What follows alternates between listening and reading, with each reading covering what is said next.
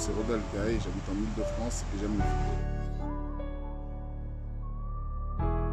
J'ai commencé le football à l'âge de 11 ans au club de l'AS Évry où j'ai fait toutes mes catégories jusqu'en senior. Puis j'ai signé une convention au club de l'US Créteil. L'intégration au sein du club de l'US Créteil s'est bien passée. On était beaucoup de jeunes de l'Île-de-France à avoir signé sous convention cette année-là. Donc du coup, il y avait une belle ambiance, des entraînements sur le terrain, des professionnels. On s'entraînait comme des pros, c'était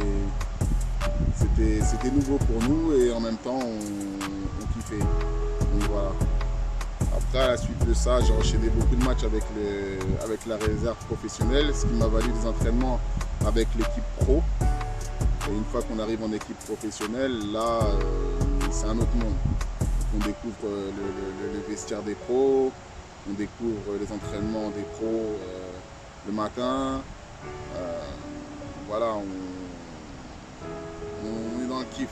On est dans le kiff concrètement. Et après, il y a la réalité du terrain. Où là, il faut commencer à montrer et surtout à élever son niveau. Car au niveau des professionnels, ça ne fait pas de cadeau. Eux sont là pour t'intégrer, mais ils font aussi ils sont aussi là ils jouent aussi leur place. Et eux, leur place, elle se joue à tous les entraînements. Donc voilà. Donc du coup, l'intégration, elle s'est bien faite. Et voilà, j'ai passé une belle saison au sein de l'US Créteil. Et après ça, je suis parti, j'ai signé au Stade de Reims. Après, au niveau du Stade de Reims, l'intégration elle a été un peu plus compliquée. Je sortais de l'Île-de-France, j'arrivais en région Champagne-Ardenne où je ne connaissais pas. J'arrive aussi pour prendre la place de quelqu'un qui était déjà intégré dans le groupe. Donc c'est une saison que j'ai assez mal vécue parce que j'ai pas réussi concrètement à faire la transition et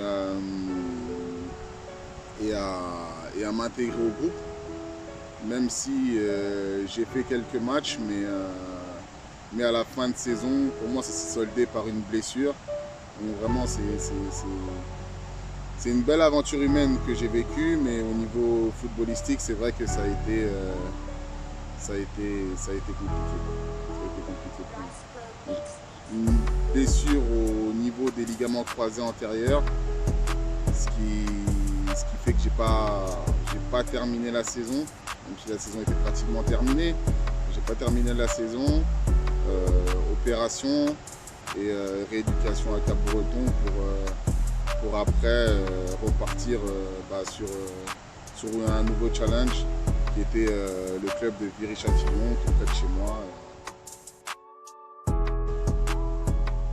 Après ma blessure, j'intègre le club de Viry-Châtillon où ça se passe bien. J'intègre le groupe CFA et dès ma reprise, j'enchaîne les matchs avec la CFA qui sont bien d'ailleurs. Et qui malheureusement à la fin de la saison descend. Donc voilà, je fais trois saisons à Viry-Châtillon où j'enchaîne aussi des blessures. Donc voilà, blessures au niveau du tendon d'Achille et au niveau de l'épaule. Donc voilà, au niveau de la clavicule, très exactement. Ça reste une belle expérience, jouer contre des réserves professionnelles, jouer contre des joueurs qui sont maintenant ou qui ont été joueurs professionnels. Donc voilà, c'était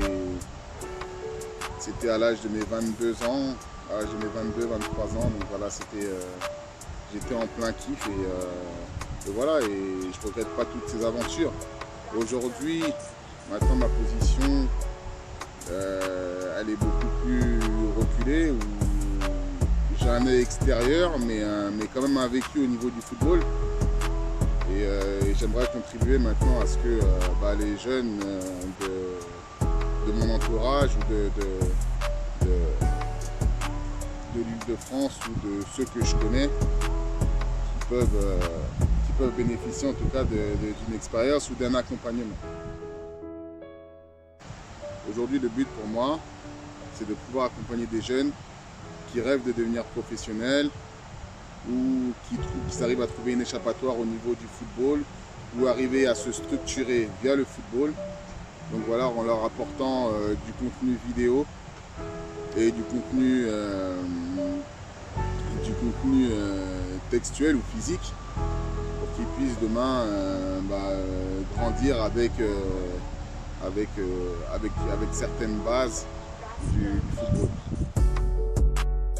Voilà, par cette vidéo, j'ai voulu me présenter et partager mon expérience afin que les gens sachent qui je suis et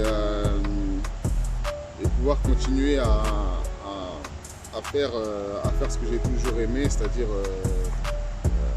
faire partager ces valeurs du football qui m'ont accompagné dans ma vie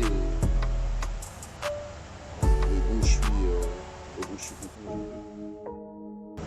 Alors, je vais répondre aux deux questions auxquelles je n'avais pas répondu dans les vidéos précédentes. Donc, pour ce qui est de Kylian Mbappé, pour moi, c'est un joueur talentueux, mais aussi travailleur.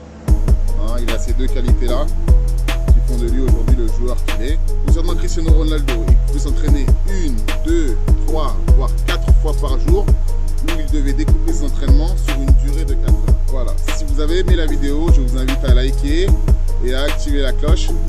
Et si vous avez des sujets que vous souhaitez que j'aborde, alors n'hésitez pas à les mettre dans les commentaires. Et je vous dis à la prochaine vidéo.